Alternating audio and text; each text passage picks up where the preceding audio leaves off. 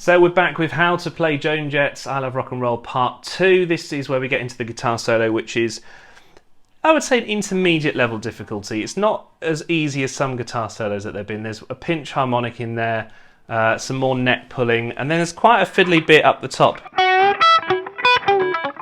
But I'll give you a flavour of the guitar solo now, and then you can get it in your ears, and then we'll run through how to play it. So we've just to remind you, we've come from... And this is then the beginning of a guitar solo.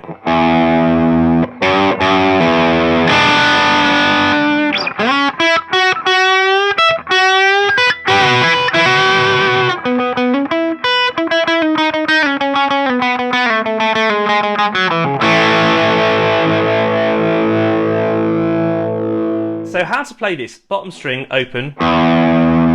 This is the pinch harmonic, which we'll go into detail in future videos, but you want to basically hit the string and then drag your thumb. And it's just one pinch harmonic. A lot of people think there's two, but it's just one.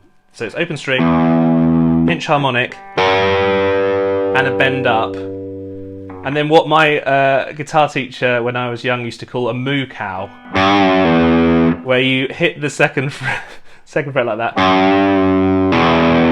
So there's no right hand involved once you've hit it, like that.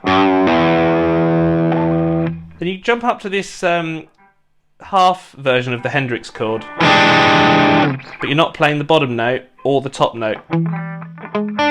Just playing these two. When you do that, you can bend the neck as well if you want. So you go...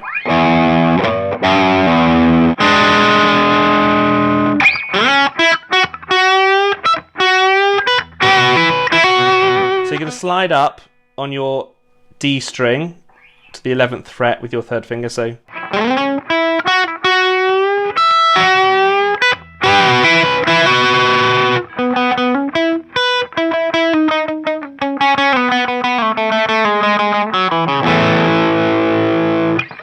So once you're up here,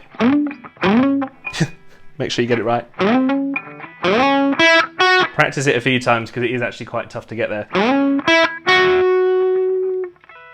This fourth finger goes down here across the 12th fret of the B and the E, and you don't have to move it from that point, it's going to stay there. So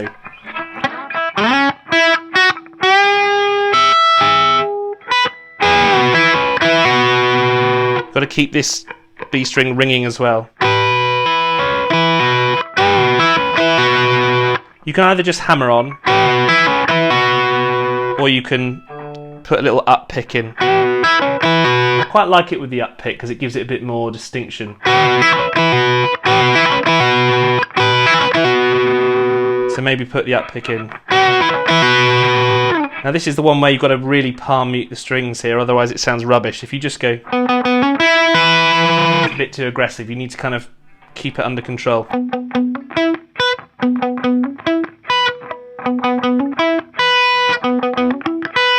Now this is the most fun bit of the solo. It involves some alternate picking with the right hand, and this is basically the movement you're going to do.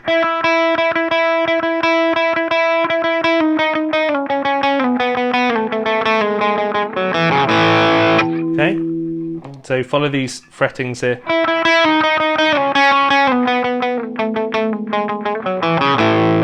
When you're doing this, by the way, the most important pick movement to remember, this is the hardest one, is this.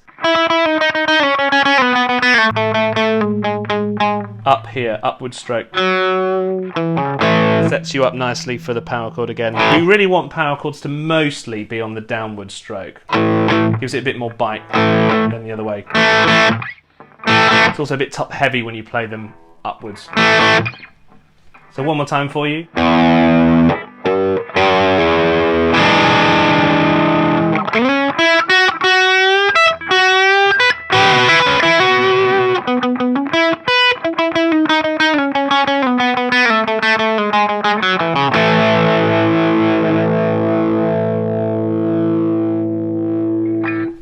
Then there's a long pause, and if you're going to wait for that long, I'd turn that volume down again just to keep it nice and clean.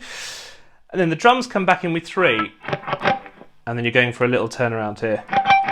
of the same opening riff. But remember the pauses, pauses, pauses. So it's like this.